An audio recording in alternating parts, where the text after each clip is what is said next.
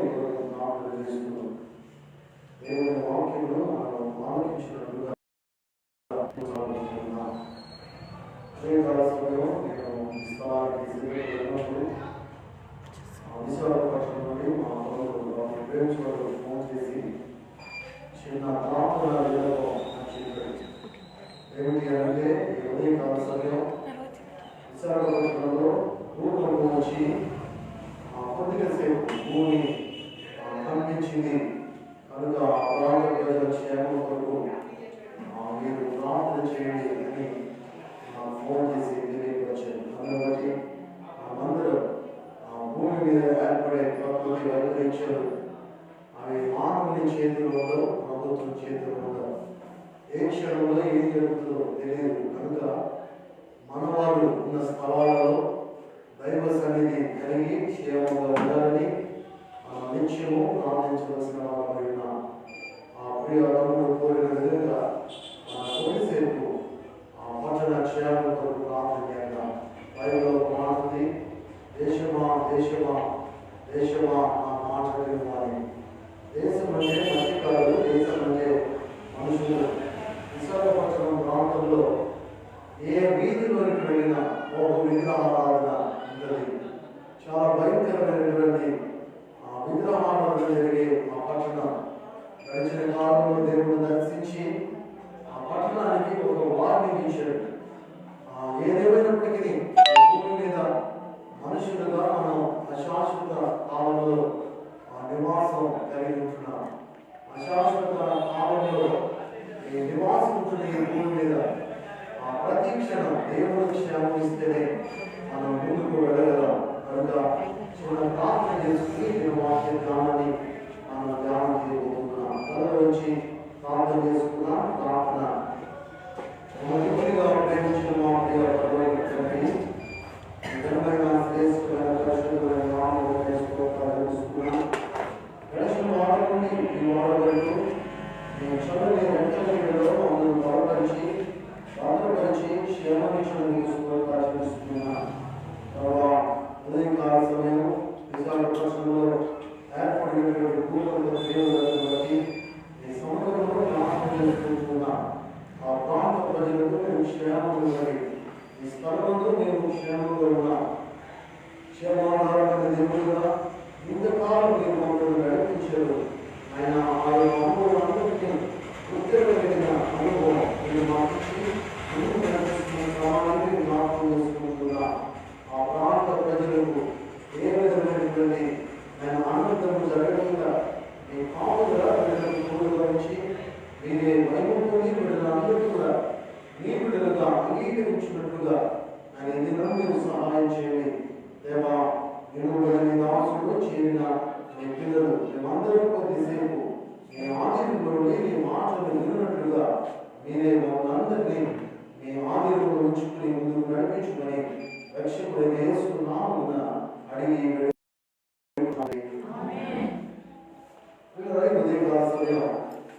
గడిచిన వారంలో దేవుడి వాక్యాన్ని మనం ధ్యానం చేశాం.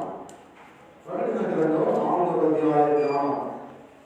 ఈ 4వ అధ్యాయంలో సింహాసనము అనేటువంటి మాట సుమారు 14 సార్లు ఉంది అని మనం ధ్యానం చేసుకున్నాం.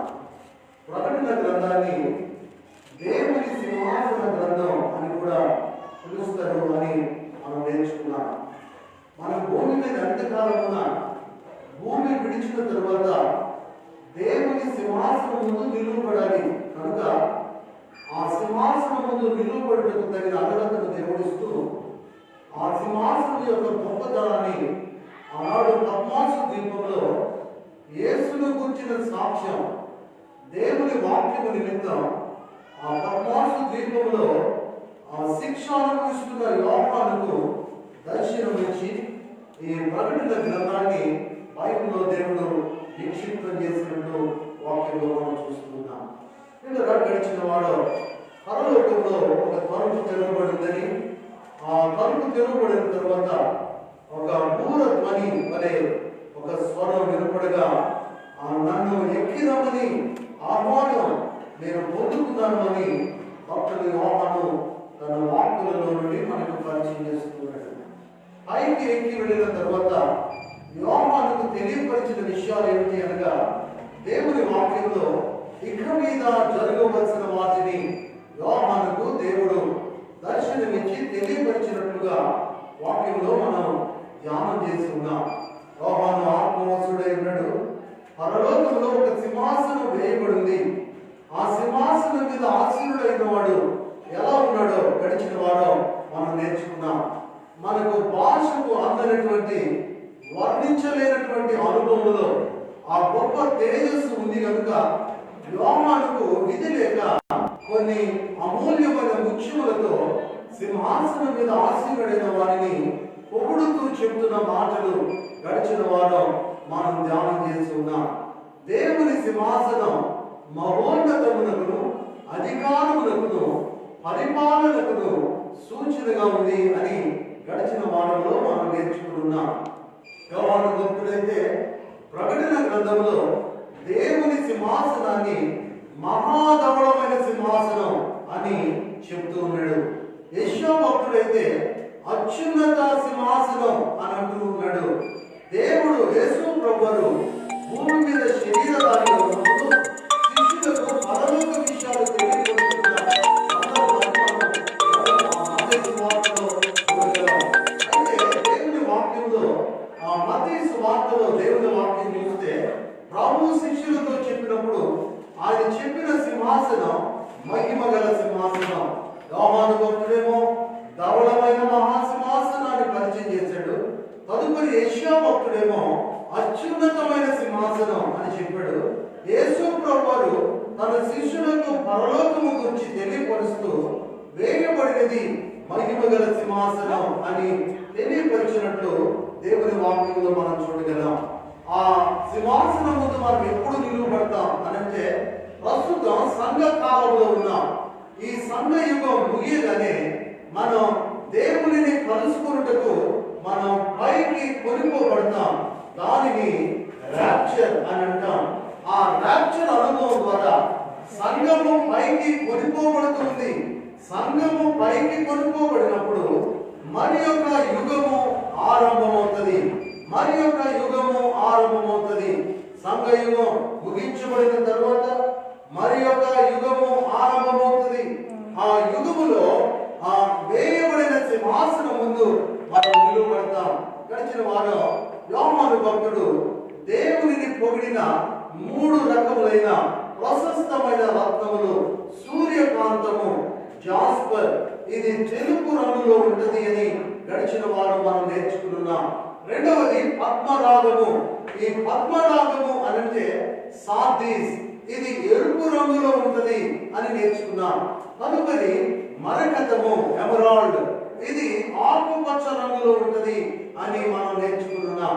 దేవుడు తెలుపు, ఎరుపు, ఆకుపచ్చ రంగులతో పోలినటువంటి మహా తేజస్సు కలిగిన ఆ దేవునిని యోహాను పరలోకమందు తీయబడిన తలుపు, ఆ తలుపు తెరవబడిన తర్వాత సింహాసనాసీనుడైన దేవునిని చూస్తున్నట్లు వాక్యంలో మనం గడిచిన వారం నేర్చుకుంటున్నాం. తదుపరి ధ్యానం చేస్తూ సింహాసనం వేయబడింది. ఆ సింహాసనము చుట్టూ 24 సింహాసనాలు వేయబడున్నాయి అని నేర్చుకున్నాం. ఆ 24 సింహాసనాలు 24 పెద్దలు కూర్చుని ఉన్నారు అని నేర్చుకున్నాం.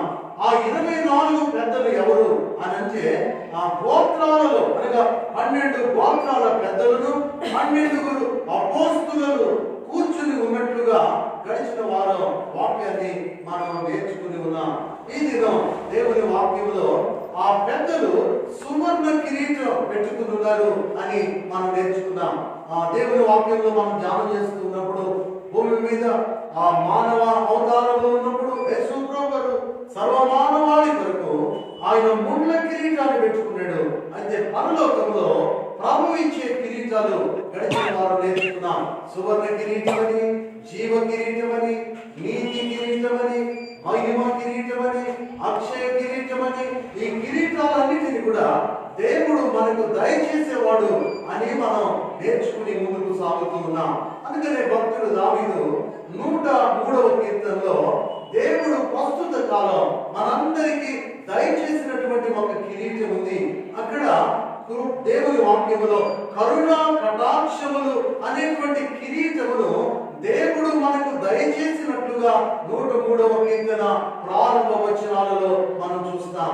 కరుణ కటాక్షం అనేటువంటి కిరీటాలు దేవుడు మనకు దయచేశాడు కనుక ఈ దినం ఆ సింహాసనం ముందు నిలువబడగలిగిన అర్హత పొందుకున్నట్లుగా దేవుని వాక్యాన్ని మనం వినగలుగుతున్నట్లు దేవుని వాక్యంలో చూడగలం. ఇంకా ఈ సింహాసనం గురించి ఈ దినం కొన్ని విషయాలు మనం నేర్చుకోవడానికి మనం ప్రయత్నం చేద్దాం. చూడండి, ప్రకటన గ్రంథం 4వ అధ్యాయము 5వ వచనం. ప్రకటన గ్రంథం 4వ అధ్యాయము 5వ వచనం. ఆ సింహాసనంలో నుండి మెరుపులను ధ్వనులను ఉరుములను బయలుదేరుచున్నవి. చూడండి, ఆ సింహాసనంలో నుండి మెరుపులను ఉరుములను, చూడండి చదవండి, ఆ ఉరుములను ధ్వనులను బయలుదేరుచున్నవి అని బైబిల్లో మనం చదువుతున్నాం. సింహాసనములో నుండి దేవుని వాక్యములో మనం ఆలోచన చేయగలిగితే ఈ యొక్క అనుభవంలో ఇది వేయబడిన కృపా సింహాసనం కాదు. మరి ఇది ఏ సింహాసనం అని అంటే తీర్పు సింహాసనం. కృపా సింహాసనము కాదు, ఇది తీర్పు సింహాసనము అని మనం జ్ఞాపకం చేసుకుంటున్నాం. దేవుడు ఐగుప్తును, ఫరోను, ఫిలిస్తీన్లను శిక్షించినప్పుడు ఆయన భూమి మీద ఉరుములు, మెరుపులు, వడగండ్లు కురిపించినట్లుగా దేవుని వాక్యంలో మనం నేర్చుకుంటాం. ఈ మాటలు మీకు అర్థమవుతున్నాయి. సింహాసనంలో నుండి మెరుపులు, ఉరుములు, ధ్వనులు బయలువెడుతున్నాయి. ఆఖరి కాలంలో ఫరోను దేవుడు శిక్షించడానికి, తదుపరి ఐగుప్తులు శిక్షించడానికి, తదుపరి ఫిలిస్తీన్లను శిక్షించడానికి ఆయన భూమి మీదకు ఉరుములను, ధ్వనులను, పిడుగులను పంపించినట్లుగా వాక్యంలో చూడగలం. నిర్గమకాండం 9వ అధ్యాయము బైబిల్ తెరిచి చూడండి. నిర్గమకాండము 9వ అధ్యాయము చాలా శ్రేష్టమైన విషయాలు మనం నేర్చుకోవాల్సిన వారమై ఉన్నాం. నిర్గమకాండము 9వ అధ్యాయము 25వ వచనం. 25వ వచనం. నా వడగండ్లు ఐగుప్తు దేశమంతటా మనుషులనేమి జంతువులనేమి బయటనున్నది యావత్తును నశింపజేసెను. వడగండ్లు పొలములోని ప్రతి ఊరిని చెడగొట్టెను, పొలములోని ప్రతి చెట్టును. దేవుడు అనుమతిస్తే ప్రకృతిలో ఆయన ఆజ్ఞ చొప్పున అనుమతిస్తే ప్రకృతి అంతా పాడైపోతుంది. ఏ మనిషి కూడా పాడైపోతున్న ప్రకృతిని ఆపలేడు. మాట జ్ఞాపకం పెట్టుకోవాలి. దేవుని సన్నిధానంలో పాడవుతున్న ప్రకృతిని ఏ మనిషి ఆపలేడు. ఉదయకాల సమయం నేను చెప్పాను, విశాఖపట్నంలో భూకంపం వచ్చింది. ఏ మనిషి ఆ భూకంపం ఎంతసేపు ఉండదో చెప్పలేడు. ఆ భూకంపాన్ని ఎంతసేపే ఉండాలని ఎవరు కూడా దాన్ని కంట్రోల్ చేయలేరు. అది దేవుని ఆధీనంలో ఉన్నది. ఆనాడు దేవుడు ఫరోను శిక్షించడానికి, ఐగుప్తును శిక్షించడానికి, ఫిలిస్తీన్లను శిక్షించడానికి ఈ ముగ్గురు ఎవరు అనగా దేవునికి వ్యతిరేకముగా బ్రతికేవాడు. ఉదయకాల సమయం ఈ మాటలు దేవునికి వ్యతిరేకంగా బ్రతికే వారి జీవితంలో దేవుడు శిక్షకు అనుమతిస్తూ ఉంటాడు. ప్రస్తుతం మనం బ్రతికి ఉన్నది కృపాయుగం, సంఘయుగం. ఈ సంఘయుగం ముగించిన తరువాత మరొక యుగం ప్రారంభమవుతుంది. ఆ యుగములో మనం ఎక్కడ ఉంటామంటే దేవుని సింహాసనం ముందు ఉంటాం. ఆ యుగములో దేవుని సింహాసనం ముందు ఉంటాం. ఆ సింహాసనం ముందు ఉండేది ఎవరు అనగా దేవుని చేత ఏర్పాటు చేయబడిన వారు, మనకంటే ముందు ప్రభువునందుండి నిద్రించిన వారు. అందరూ కాదు, సమాధి కోటలో అందరి మీద ప్రభువునందు నిద్రించిన వారు ఉంటుంది కాదు. ప్రభువునందు బ్రతికుండగా యేసునందు విశ్వాసం ఉంచి భక్తి క్రమములో ఎదిగిన వారు మాత్రమే ఆ సింహాసనములో ధైర్యముగా నిలబడగలరు. ఇప్పుడు ఆ సింహాసనం ఉండట ఉరుములు, మెరుపులు, ధ్వనులు వస్తూ ఉన్నాయి. ఇప్పుడు ఫరో కాలంలో దేవుడు చెప్పాడు, మోషేతో చెప్పాడు ఏమనంటే, ఇదిగో ఫరో నా మాట వింటలేదు. దేవుని వాక్యం చూద్దాం. 22వ వచనం, నిర్గమకాండం 9వ అధ్యాయం 22వ వచనం. యెహోవా నీ చెయ్యి ఆకాశం వైపు చూపుము. మోషేతో ప్రభువు చెప్తున్నాడు, నీ చెయ్యి ఆకాశం వైపు చూపుము. ఐగుప్తు దేశమందలి మనుషుల మీదను జంతువుల మీదను పొలములన్నిటి మీదను వడగండ్లు ఐగుప్తు దేశమంతటా పడునని మోషేతో చెప్పాను. మోషే తన కర్రను ఆకాశం వైపు ఎత్తినప్పుడు ఎక్కడికి ఎత్తాడట? ఆకాశం వైపు ఎత్తినప్పుడు యెహోవా ఉరుములను వడగండ్లను కలుగజేయగా పిడుగులు భూమి మీద పడుచుండెను. చూడండి, అప్పుడు మన జీవితంలో కూడా ఉరుములు, వడగండ్లు, పిడుగులు, మెరుపు వస్తుంది. నిజమే, ఒక్కొక్క సందర్భంలో దేవుడు మనుషులను క్రమపరచుటకు వారి జీవితంలో మెరుపులాగా వచ్చి సమస్యలు వస్తాయి. మెరుపులాగా వస్తాయి సమస్యలు. ఆ సమస్యకు వెంటనే పరిష్కారం దొరుకుతుంది. మెరుపు లాంటి సమస్య, మనిషి మాట వింటే మెరుపు లాంటి సమస్య మన జీవితంలో ఆవరించినప్పుడు మనిషి దేవుని మాట వింటే దేవుని సింహాసనం ముందు నిలబడగలడు. రెండవదిగా, కొంతమంది మెరుపును పట్టించుకోరు. తరువాత వచ్చే సమస్య ఏంటంటే ఉరుము. అప్పుడప్పుడు ఉరుము లాంటి సమస్యలు వస్తాయి. తదుపరి వడగండ్లు పడతాయి, మనుషుల మీద వడగండ్లు పడతాయి. సమస్య తీవ్రమైన సమస్యలు వస్తాయి, వడగండ్ల లాంటి సమస్యలు. మనిషి వెనకలేదనుకోండి, పెద్ద పిడుగు పడుతుంది. అంటే పిడుగు పడటం అంటే ఇక మనిషి మీద పిడుగు పడితే మనిషి ఉంటాడా? అందుకని దేవుడు ఈ కృపాకాలంలో దేవుడు అప్పుడప్పుడు మెరుపులను, ఉరుములను, వడగండ్లను అనుమతిస్తూ ఉన్నాడు. పిడుగు పడే వరకు ఉండకూడదు. చాలా మంది పిడుగు పడే వరకు అంతే చూస్తూ ఉంటారు. పిడుగు పడిన తర్వాత ఇంకేమైనా ఉంటుందా? ఇప్పుడు ఫరో జీవితం అలాగే ఉంది. మోషే చెయ్యి ఎత్తగానే అక్కడ ఏం జరుగుతుంది అని అంటే ఉరుములు, వడగండ్లు, పిడుగులు భూమి మీద పడుతున్నాయి. యెహోవా ఐగుప్తు దేశం మీద వడగండ్లు కురిపించాడు. 24వ వచనం చూడండి, నిర్గమకాండం 9వ అధ్యాయము 24వ వచనం. అలాగే వడగండ్లతో కలిసిన పిడుగులను బహుబలమైన వాయును. వడగండ్లతో పాటు పిడుగులు పడితే అప్పుడు మనుషుల మీద ఎలాంటివి పడతాయి? సమస్య వెంబడి సమస్య, కోలుకునే సమయంలో వడగండ్లతో పాటు పిడుగులు పడతాయి. అయినా సరే మనకు మాత్రం ఏం రాదా? ఏం రా చెప్పండి, మనకి ఏమి మననానికి రాదు. ఎందుకు ఈ సమస్య వస్తుందని ఆ సమయం డబ్బులతో పోగొట్టుకుందాం అనుకుంటాం. ఆ సమస్యను ఇంకేదైనా రీతిలో మనం పరిష్కరించుకుందాం అనుకుంటాం. కానీ ఆనాడు మరో బానిసత్వం నుండి ఇశ్రాయేలు ప్రజలు బయటికి రావాలంటే సమస్యకు పరిష్కారం ఉంది. కానీ ఆ పరిష్కారాన్ని ఫరో గుర్తించడం లేదు. పిడుగులు పడిపోతున్నాయి, వడగండ్లతో పాటు పిడుగులు భూమి మీద పడుతున్నాయి. ఎంత భయంకరమో! పిడుగు ఎప్పుడు పడుతుందో తెలియదు, ఎక్కడో ఒక దగ్గర పడుతుంది. వడగండ్లు అయితే చాలా విరివిగా పడుతూ ఉంటాయి. దేవుని వాక్యం చూడండి, 24వ వచనంలో అలాగు వడగండ్లతో కలిసిన పిడుగులను బహుబలమైన వాయును ఐగుప్తు దేశమంతటా అది రాజ్యమైనది మొదలుకొని ఎన్నడూను అట్టిది కలగలేదు. ఐగుప్తు రాజ్యం ఏర్పాటైన నాటి నుండి ఎప్పుడు కూడా ఆ రాజ్యంలో వడగండ్లు పడలేదట, పిడుగులు పడలేదు, ప్రత్యేకంగా పడుతున్నాయి. 25వ వచనం చదువుదామా? ఆ వడగండ్లు ఐగుప్తు దేశమంతటా మనుషులనేమి జంతువులనేమి బయటనున్నది యావత్తును నశింపజేసెను. వడగండ్లు పొలములోని ప్రతి కూరను చెడగొట్టెను, పొలములోని ప్రతి చెట్టును విరుగగొట్టెను. అయితే ఇశ్రాయేలీయులున్న గోషేను దేశంలో మాత్రం వడగండ్లు పడలేదు. ఈ ఇశ్రాయేలు ఎవరు? దేవుని పిల్లలు. వారు ఎక్కడున్నారు అంటే గోషేనులో ఉన్నారు. గోషేను అని మాటకు అర్థం దేవుని సమీపించుట. గోషేను అనే మాటకు అర్థం దేవుని సమీపించుట. ఇప్పుడు మనం ఎక్కడ ఉండాలంటే వడగండ్ల నుండి, పిడుగుల నుండి, లేకపోతే ఉరుముల నుండి, మెరుపుల నుండి తప్పించుకుని గోషేను అనుభవంలో ఉండాలి. గోషేను అంటే దేవుని సమీపించుట. ఇశ్రాయేలు స్థలములో వడగండ్లు పడలేదండి. వారు ఎక్కడున్నారు అంటే గోషేనులో ఉన్నారు. గోషేను మన మాటకు అర్థం దేవుని సమీపించుట.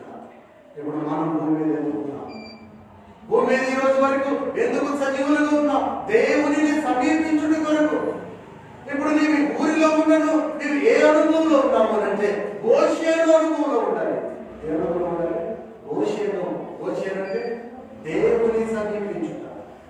మరి మన భక్తి జీవితంలో దినదినము ఎందుకు భక్తి చేస్తున్నామనంటే దేవుని సమీపించుటకు. ఎంత గొప్ప ఆత్మీయ అనుభవం దేవుడు బైబిల్లో దాచిపెట్టాడు. సింహాసనం వేయబడింది. యోహాను దర్శనంలో చూస్తున్నాడు. ఆ సింహాసనంలో నుండి ఉరుములు, మెరుపులు, ధ్వనులు బయలు వెలుగుతూ ఉన్నాయి. అవి దేనికి సాదృశ్యంగా ఉన్నాయంటే తీర్పు ఉగ్రతకు సాదృశ్యంగా ఉన్నాయి. వాటి గురించి తెస్సలోనిక సంఘంలో పౌలు భక్తుడు సువార్త చెప్తూ ఈ మాట చెప్పాడు.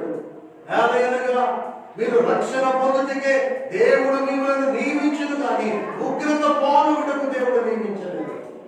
ఏ మనిషి కూడా దైవ సన్నిధిలో దేవుడిచ్చేటువంటి క్షేమం పొందుటకే దేవుడు మనల్ని నియమించాడు, కానీ ఉగ్రత పాల్గొనకు దేవుడు నియమించలేదు. ఉదయకాల సమయం ఇశ్రాయేలున్న దేశం గోషేను దేశం ప్రయాణమై మధ్యకు వచ్చేసారు. ఐగుప్తు విడిచి కొంత దూరం వచ్చారు. వారి యొక్క గురి ఏమిటి అంటే దేవునిని సమీపించటమే. నీ ఆత్మీయ ప్రయాణంలో నీ గురి ఏమైంది? నీ భక్తి జీవితంలో నీ గురి ఏమైంది? నీ విశ్వాస జీవితంలో నీ గురి ఏమైనది? ప్రభువు నీతో మాట్లాడుతున్నాడు. సింహాసనం నిలబడే ధైర్యం ఎప్పుడో తెలియదు. నిన్న పేపర్లో విషయం చదివాను. ఒక యవనస్తుడు తనకు ఉద్యోగం వచ్చిందని విజయవాడ వెళ్ళి అపాయింట్మెంట్ తెచ్చుకుంటూ ఇంటికి వస్తుంటే ఒక రోడ్డులో ఒక బైక్ మీద వెళ్తున్నటువంటి వ్యక్తిని కారు గుద్దింది. ఆ గుద్దిన కారు అక్కడ ఆగింది. ప్రక్క రోడ్డులోనికి వెళ్ళిపోయాడు యవనస్తుడు. వెళ్ళిపోయి ఆ రోడ్డు మీద వెళ్ళేటువంటి కారు క్రింద ఇరుక్కుపోయాడట. ఒక సిఐ గారు ఆ రోడ్డు మార్గంలో ప్రయాణం చేస్తూ వెళ్తున్నాడు. ఆయన 2 కిలోమీటర్లు ఆ వ్యక్తిని ఆపాలి, కారుని ఆపాలని వెళ్తే 2 కిలోమీటర్లు వెళ్ళిన తర్వాత ఆ కారు ఆపగానే కారు కింద ఆ యవనస్తుని యొక్క మృతదేహం కింద పడిపోయింది. ఎంత ఘోరం! ప్రక్క రోడ్డులో ప్రమాదం జరిగితే మరొక రోడ్డులో ఏమీ తెలియని వ్యక్తి కారు కింద వెనుకపోయి చనిపోయాడు. యవనస్తుడు. మన ప్రయాణం దేవుని సమీపించాలి. ఇశ్రాయేలు దేశం గోషేను దేశంలో దేవుడు మోషే చేయెత్తినప్పుడు పడిన వడగండ్లు పడలేదు, ఉరుములు పడలేదు, రాలేదు, పిడుగులు పడలేదు. అది క్షేమకరమైన దేశంగా ఉంది. ఇప్పుడు మనం కూడా దేవుని సమీపించి అనుభవం ఉన్నప్పుడు చిన్న చిన్న సమస్యలు వచ్చినా ఆ సమస్యలను అధిగమించగలిగిన ధైర్యం దేవుడిస్తాడు. ఇప్పుడు ఫరో అంటున్నాడు, చూడండి దేవుని వాక్యంలో, దేవుని వాక్యం 27వ వచనం, నిర్గమకాండం 9వ అధ్యాయం 27వ వచనం. ఇది చూడగా ఫరో మోషే అహరోనులను పిలువనంపి, నేను ఈసారి పాపం చేసి ఉన్నాను, యెహోవా న్యాయవంతుడు, నేనును నా జనులను దుర్మార్గులము. ఫరో అంటున్నాడు, ఏమంటున్నాడు? నేను పాపము చేసి ఉన్నాను. ఎందుకంటున్నాడు? ఐగుప్తు రాజ్యము ప్రారంభించిన నాటి నుండి ఎప్పుడు కూడా వడగండ్ల వర్షం పడలేదు, పిడుగులు కూడా పడలేదు. భయంకరమైన వడగండ్లు, పిడుగులు పడుతుంటే ఫరో అంటున్నాడు గురించి, నేను పాపము చేసి ఉన్నాను, ఈసారి నేను పాపం చేసి ఉన్నాను. యెహోవా న్యాయవంతుడు, నేను నా జనులను దుర్మార్గులను. ఇంత మట్టుకు చాలు, ఇకను బ్రహ్మాండమైన ఉరుములు వడగండ్లు రాకున్నట్టు యెహోవాను వేడుకొనుడి, మిమ్మల్ని పోనిచ్చెదను, మిమ్మల్ని ఇకను నిలుపుదని వారితో చెప్పగా మోషే అంటాడు, ఈ పట్టణం నుండి బయలు వెళ్ళగానే నా చేతులు మళ్ళీ తిరిగి ఆయన వైపు ఎత్తుతాను, ఈ వడగండ్లు ఉరుములు ఆగిపోతాయి అని చెప్పాడు. అప్పుడు భూమి యెహోవాదని నీకు తెలుస్తుంది. మేము దాటిపోయే వరకు ఇవి పడతానే ఉంటాయి. అంటే అప్పుడప్పుడు మనుషులు ఏమంటారంటే ఫరోలాగా ఉరుములు, మెరుపులు, పిడుగులు జీవితంలో వచ్చినప్పుడు, నేను ఈసారి పాపం చేశాను, నీవే న్యాయవంతుడు. ఫరో అలా పాపం చేశాను. ఫరో మనస్సు భయంకరంగా ఉంది. సింహాసనం నుండి ఉరుములు, మెరుపులు, ధ్వనులు వస్తున్నాయి. మన జీవితంలో దేవుని మాట్లాడిపోతే ఈ అనుభవాలే, దేవుని భక్తి క్రమంలో ఎదగకపోతే ఈ అనుభవాలే. ఫరో అంటున్నాడు, దేవుడే న్యాయవంతుడు, ఇదిగో ఈ పిడుగులు ఉరుములు పడకుండా నా కొరకు వెళ్ళిపోండి అంటే మోషే చెప్తున్నాడు, మేము ఈ స్థలాన్ని దాటి వెళ్ళిన తర్వాత నేను మళ్ళీ పైకి చేతి వెతుకుతాను. దేవుడు పిడుగులు పడలేవాడు, దేవుడు మడగళ్ళు పడలేవాడు, మళ్ళీ మీరు యథాస్థితికి వచ్చేస్తారు అని చెప్తే ఇప్పుడు ఫరో ఏమైనా మారిపోయాడంటారా? చూడండి దేవుని వాక్యంలో 33వ వచనం, మోషే ఫరోను విడిచి ఆ పట్టణం నుండి బయలువెళ్ళి యెహోవా వైపు తమ చేతులెత్తినప్పుడు ఆ ఉరుములు వడగళ్ళు నిలిచిపోయాయి, వర్షము భూమి మీద కురియుట మానెను. 34వ వచనంలో, అయితే ఫరో వర్షము వడగళ్ళు ఉరుములు నిలిచిపోవుట చూచి అతడును అతని సేవకులు ఇంకా పాపము చేయొచ్చు తమ హృదయములను కఠినపరచుకోవచ్చు. నేను ఈ మాటలు జ్ఞాపకం చేసేటప్పుడు మా బైబిల్లో కరోనా అని పెట్టుకున్నాను. ఎందుకో తెలుసా? చాలా మంది కరోనా ఉన్నప్పుడు అందరూ మాస్క్ పెట్టుకుని భక్తి జీవితాన్ని పెంచుకున్నారు. కానీ ఈ కరోనా కొంత మిగిలిన తర్వాత ఇదిగో ఫరో వర్షము వడగండ్ల ఉరుములు నిలిచిపోవటం చూసిన వెంటనే అతని హృదయం ఏమైందంటే కఠినమైపోయింది. అతని జనులందరూ కూడా ఇంకా పాపము చేయొచ్చు అని బైబిల్లో రాసింది. ఇదిగో దైవ సన్నిధిలో దేవుని కృపా సింహాసనం, దేవుడు ఆ యోహాను చూసిన ఆ దర్శనం తీర్పు సింహాసనం. అది భూమి మీద ఎంత గరుడైనా మన స్థితి ఏదైనా ఒకరోజు ఆ సింహాసనం ముందు నిలువబడాలి అంటే దేవుడిచ్చే రక్షణను మనం కాపాడుకుంటూ ఆ ప్రియ ప్రభువు రాకడ వరకు మనం ఎదుర్కొంటామని ప్రభు పేరు రాబోయే కాలంలో మనం ఆలోచన చేస్తే అక్కడక్కడ భూకంపాలు వస్తున్నాయి, తుఫానులు వస్తున్నాయి, యుద్ధాలు వస్తున్నాయి, కరువు ఏర్పడుతుంది.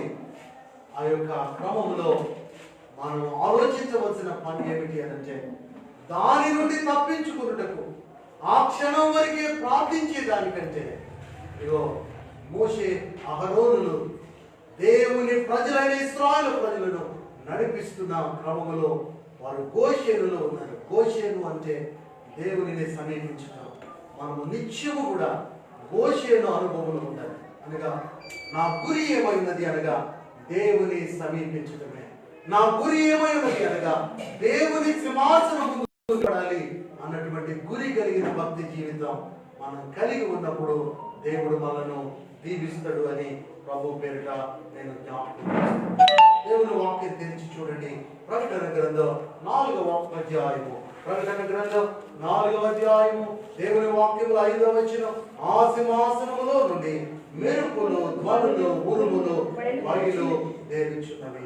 ఇవి దేనికి సాదృశ్యము అని అంటే దేవుని వాక్యంలో దేవుని నీతి న్యాయములకు ఉగ్రతకు సాదృశ్యమై ఉన్నది. దేవుని నీతి న్యాయములకు ఉగ్రతకు సాదృశ్యమై ఉన్నది. దేవుని మాట వింటే గోషేను అనుభవంలో సురక్షితంగా ఉంచుతాడు. దేవుని మాట వినకపోతే ఫరో ఉన్న దేశంలో ఐగుప్తు రాజ్యం ఏర్పాటు చేయబడిన నాటి నుండి ఎప్పుడు పడని బలమైన వడగండ్లు పడ్డాయి. వడగండ్లు పిడుగులు కలిసి పడటం ఎంత భయంకరమో మన జీవితంలో కూడా అలాంటివి ఏమైనా దేవుడు అనుమతిస్తే తట్టుకోలేము. డబ్బుతో మనం ఏమి చేయలేం, ఒకవేళ మన యొక్క హోదాతో మనం ఏమి చేయలేం. కానీ గోషేను అనుభవంలో ఉంటే దేవుడు దీవిస్తాడు. రెండవదిగా దేవుని వాక్యం సింహాసనం గురించి మనం ధ్యానం చేస్తున్నాం. 5వ వచనం చూడండి. మరియు ఆ సింహాసనం ఎదుట 7 దీపములు ప్రజ్వలించుచున్నవి. అవి దేవుని 7 ఆత్మలు. సింహాసనము ఎదుట 7 దీపములు ప్రజ్వలించుచున్నవి. ఊహించుకోవాలి మనం. దేవుని సింహాసనం ఉంది. ఆ సింహాసనం చుట్టూ 24 సింహాసనాలు ఉన్నాయి. ఆ సింహాసనాల మీద 24 పెద్దలు కూర్చున్నారు. వారు సువర్ణ కిరీటాలు ధరించుకుని ఉన్నారు. ఆ సింహాసనములో నుండి ఉరుములు, మెరుపులు, ధ్వనులు వస్తున్నాయి. అవి నీతి న్యాయములకు దేవుని ఉగ్రతకు గుర్తై ఉన్నది.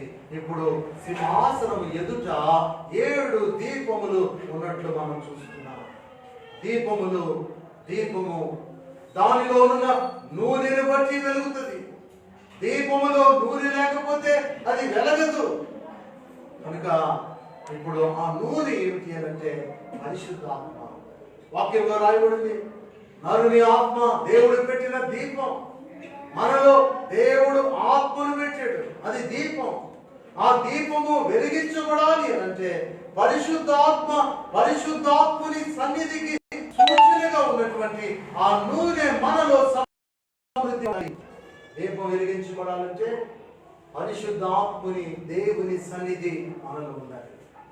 అందుకని దేవుడు చెప్పాడు, మీరు దేవుని ఆలయమై ఉన్నారు, దేవుని ఆత్మ మీలో నిలిచి ఉంది అని చెప్పాడు. ఇప్పుడు మనలో దేవుని ఆత్మ ఉంది కనుక ఆ ఆత్మనే దీపం. పరిశుద్ధాత్ముని సన్నిధికి సూచనగా ఉన్న నూనె మనలో సమృద్ధిగా ఉంటే దీపం వెలిగించబడుతుంది. 7 సంపూర్ణ సంఖ్య. పరిశుద్ధాత్ముని సన్నిధి సంపూర్ణం. కనుక దీపములు వెలుగునిస్తాయి, మంటను కూడా ఇస్తాయి. ఆ మంట దహించినది అయి ఉన్నది. అయితే మనలో వెలిగేటువంటి ఆ పరిశుద్ధాత్ముని దేవుని సన్నిధి మనలో ఉన్న అశుద్ధిని శుద్ధి చేస్తుంది. అశుద్ధి అనగా అపవిత్రతను శుద్ధి చేస్తుంది. దేవుని యొక్క పరిశుద్ధాత్మ, దేవుని యొక్క సన్నిధి, ఆయన ఆత్మ మనలో ఉంది కనుక దేవుడు నిత్యము మనం ఏం చేస్తాడంటే అశుద్ధి ఏమైనా ఉంటే, అపవిత్రత మనలో ఏమైనా ఉంటే ఆయన మనల్ని శుద్ధి చేస్తాడు.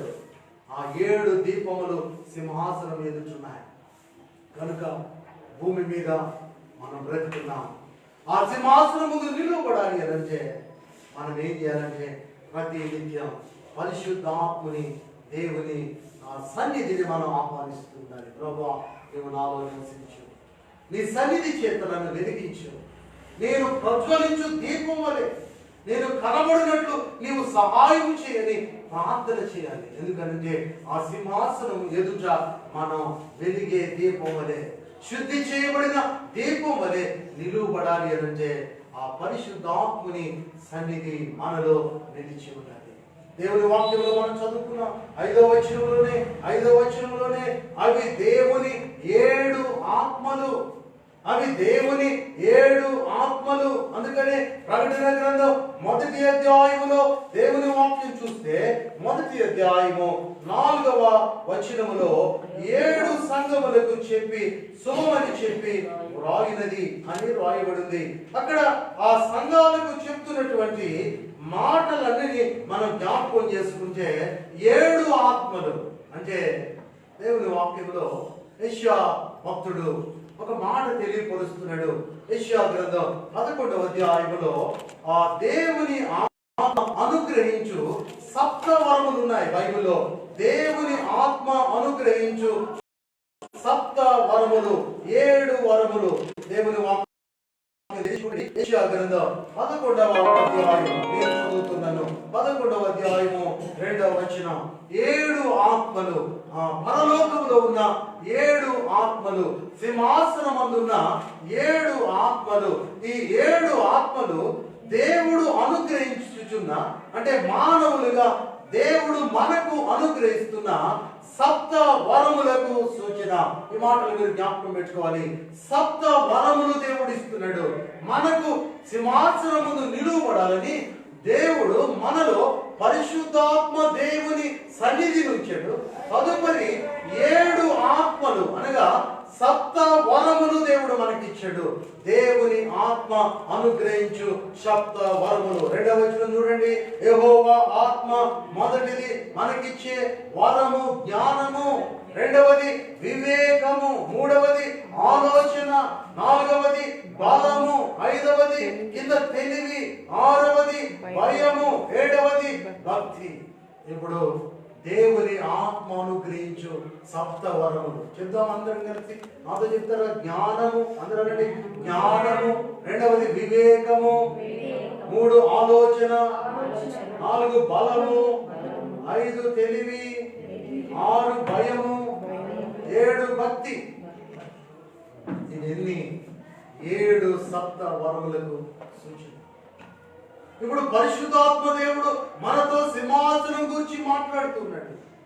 సింహాసనం నుండి బయలు వెడులుతున్నటువంటి నీతి న్యాయములు ఉగ్రతకు గురవుతున్నటువంటి ఆ ఉరుములు, ధ్వనులు, పిడుగులు, లేకపోతే ఆ వడగండ్లు దేవుని సూచన, ఉగ్రతకు సూచన.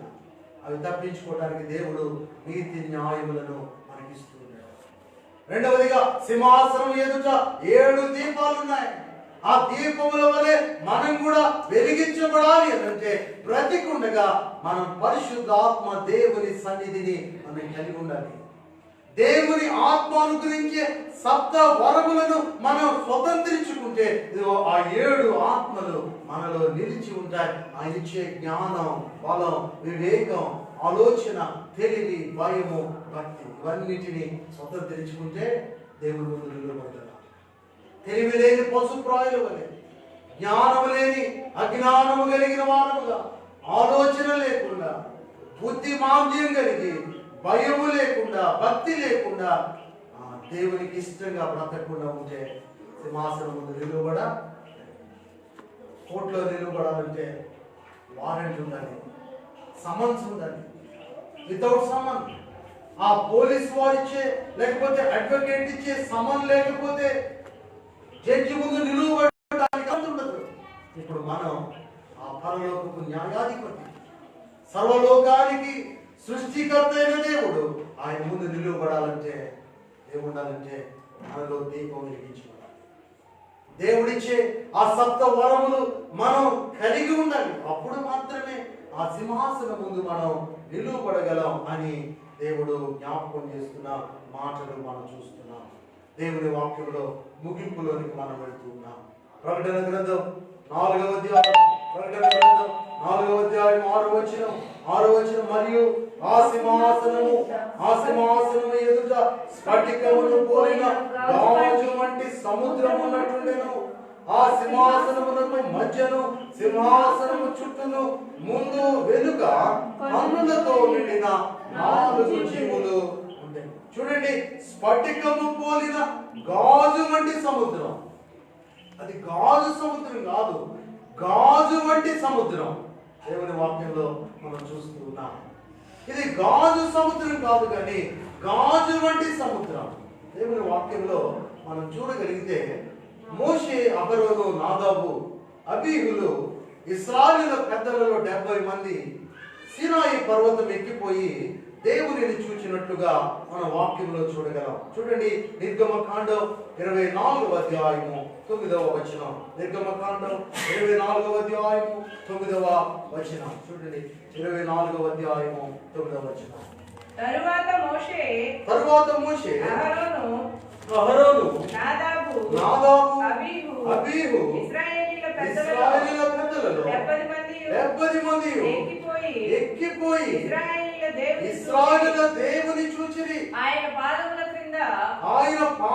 క్రింద నిగనిగలాడు నీలమయమైన వస్తువు వంటిది, ఆకాశమండలపు తేజము వంటిది ఉండెను. దేవుని వాక్యంలో చూస్తున్నాం. ఎంత గొప్ప అనుభవాన్ని పొందుకున్న భక్తులు ఉన్నారు ఇక్కడ. మోషే, అహరోను, నాదాబు, అబీహు, ఇశ్రాయేలు పెద్దలలో 70 మంది ఎక్కిపోయి ఇశ్రాయేలు దేవుని చూచిరి. వాళ్ళు చూచినప్పుడు ఆయన ముఖాన్ని చెప్పలేకపోతున్నారు ఎవరు కూడా. అంటే ఆయన ముఖాన్ని చూచి ఎవరు బ్రతకలేరు. అయితే మనుషులకు తెలిసింది ఏంటి అని అంటే, భూమి మీద ఏముందో తెలుసు కనుక దానితోనే ఆ దేవునిని పొగడగలుగుతున్నారండి. ఇప్పుడు చూడండి, వాళ్ళు అంటున్న మాటలు మనం చదువుకుంటున్నాం. ఆయన పాదముల క్రింద నిగనిగలాడు నీలమయమైన వస్తువు వంటిది. ఆ వస్తువు ఏంటో చెప్పలేకపోయాడు. రెండవదిగా చూడగలిగితే ఆకాశ మండలపు తేజము వంటిదై ఉండేను. ఇప్పుడు ఆయన చూచారు కానీ ఆయన ముఖం అచ్చో పాస్టర్ గారి ముఖంలాగా ఉంది. ఇంతకుముందు ఒక ఆయన ఉండేవాడు, ఆయన ముఖంలాగా ఉంది. ఒక ఆమె ఉండేది ఆమెలాగా ఉంది అని చెప్పలేదు. అంటే ప్రభు యొక్క తేజస్సు, మహిమా తేజస్సు దాన్ని చూచి ఏ నరుడు బ్రతకలేడు. కనుక దేవుని సింహాసనం గురించి మనం ధ్యానం చేస్తున్నప్పుడు దాని అనుభవాలు దేవుడు బైబిల్లో దాచుంటాడు. ఈ భక్తులు ఎక్కిపోయే అనుభవాలు ఉన్నాయి. దేవుని చూడాలన్నటువంటి తాపత్రయముతో ప్రభువును సమీపించి ఆయనను చూచిన క్రమంలో వారు చెప్తున్నటువంటి మాటలు బైబిల్లో మనం చూస్తున్నాం. దేవుని వాక్యం యెహెజ్కేలు గ్రంథంలో కూడా మొదటి అధ్యాయము 22వ వచనంలో ఒక మాట చదువుకుని ముందుకు సాగుదాం. యెహెజ్కేలు గ్రంథం మొదటి అధ్యాయం 22వ వచనం. మరియు జీవుల తలల పైన ఆకాశ మండలం వంటి విశాలత ఉన్నట్టుండెను. అది తలతలలాడు స్ఫటికముతో సమానమై వాటి తలలకు పైగా వ్యాపించి ఉండెను. దేవుని వాక్యముల యోహాను ఈ దర్శనాన్ని చూడక మునిపే భక్తులు ప్రవక్తలు దేవుని వాక్యాన్ని ప్రవచించిన అనుభవంలో స్ఫటికమును పోలిన గాజు వంటి సముద్రం ఉండేది. యెహెజ్కేలు దర్శనంలో చెప్తూ ఉన్నాడు, స్ఫటికము లాంటి అంటున్నాడు, స్ఫటికము లాంటి సమానమైనది, అది తళతళలాడుతున్నది. అక్కడ ఉన్న జీవుల తల అనేది. అయితే ఈ అలంకారాలన్నీ దేవుని మహిమ యొక్క వర్ణనాతీతమగు సౌందర్యమును, మహోన్నతను, గంభీరతను, ప్రకాశతను సూచిస్తున్నాయి. దేవుని గంభీరత, దేవుని సౌందర్యం, దేవుని మహోన్నత, దేవుని యొక్క ప్రకాశమానం, వీటిని చూచి ఏ నరుడు దేవుని సన్నిధానములో దేవునిని పొగడలేని అనుభవం ఉన్నట్టు. ఈ ఉదయకాల సమయం ముగింపులోనికి మనం వెళుతూ ఉన్నాం.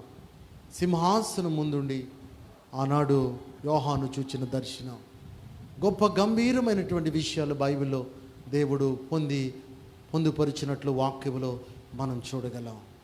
ఆ సింహాసనం మధ్యను చుట్టూ ముందు వెనుక కన్నులతో నిండిన 4 జీవులు యోహాను కనపడుతున్నాయి. ఆ 4 జీవులేంటో ఈరోజు చదువుకుందాం.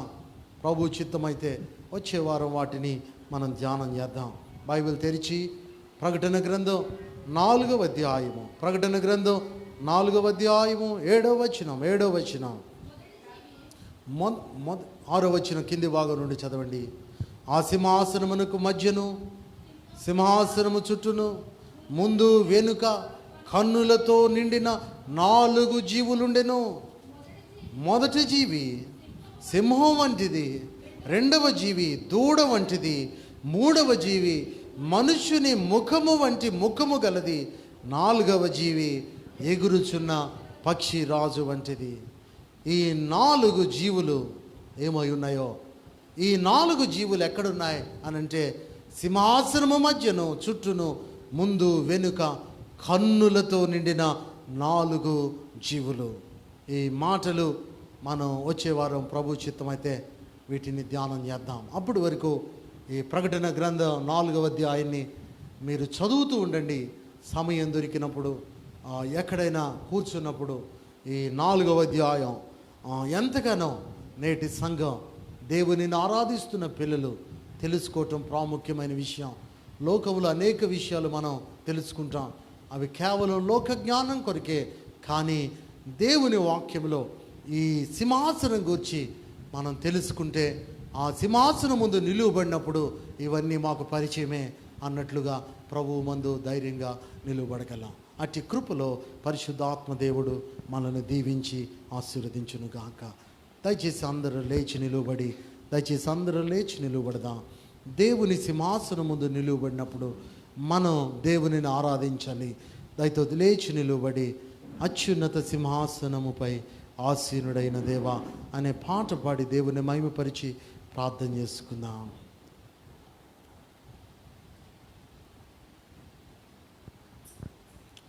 అత్యున్నత సింహాసనముపై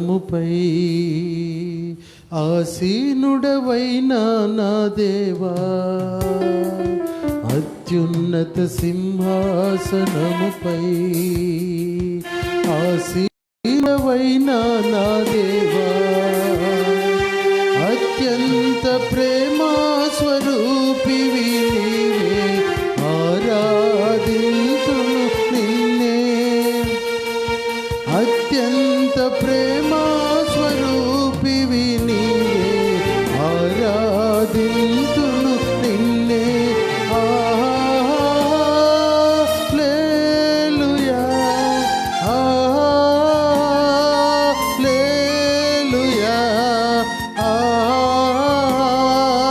హల్లెలూయా, ఆమేన్.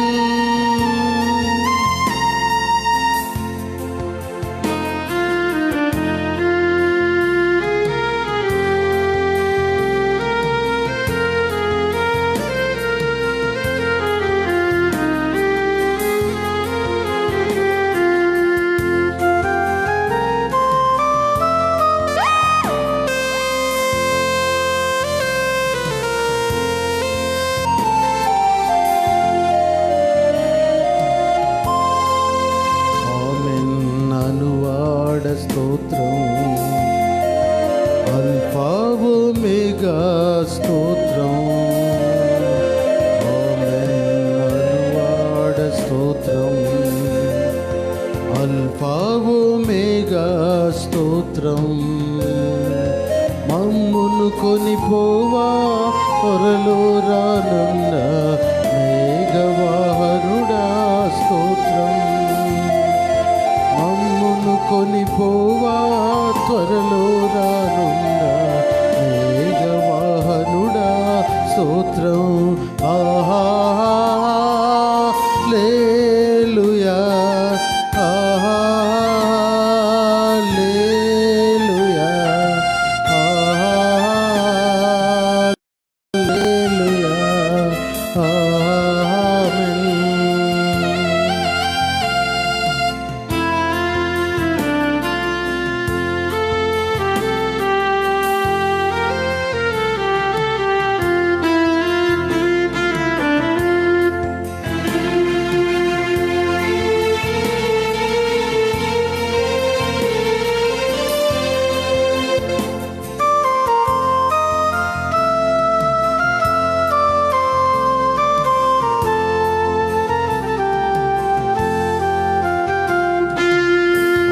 ఆశ్చర్యకరుడా స్తోత్రం,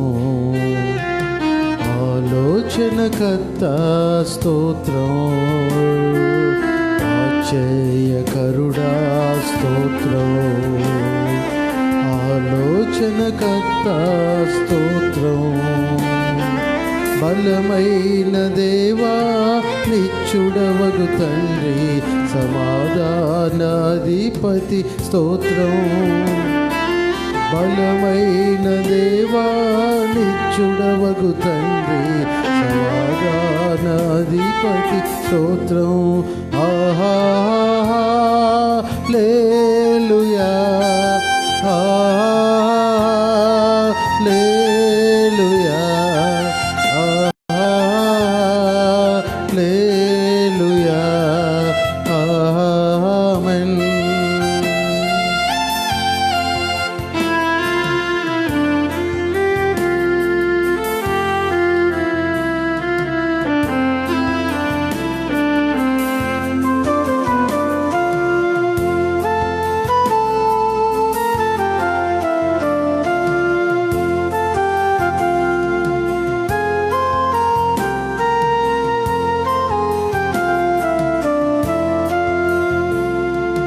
కృపా సత్య సంపూర్ణుడ స్తోత్రం, కృపతో రక్షించితివి స్తోత్రం.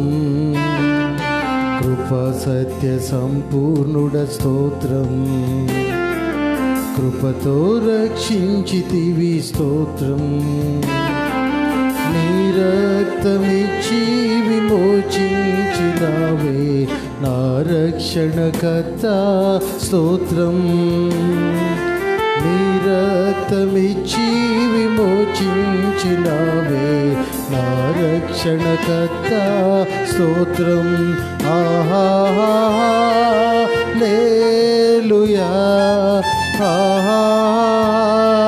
హల్లెలూయా, హల్లెలూయా, ఆమేన్, ఆమేన్. ప్రార్థన. ప్రేమ నమ్మకమైన మా ప్రియ పరలోకపు తండ్రి, నీకు నా నామమునకై స్తోత్రాలయ్యా.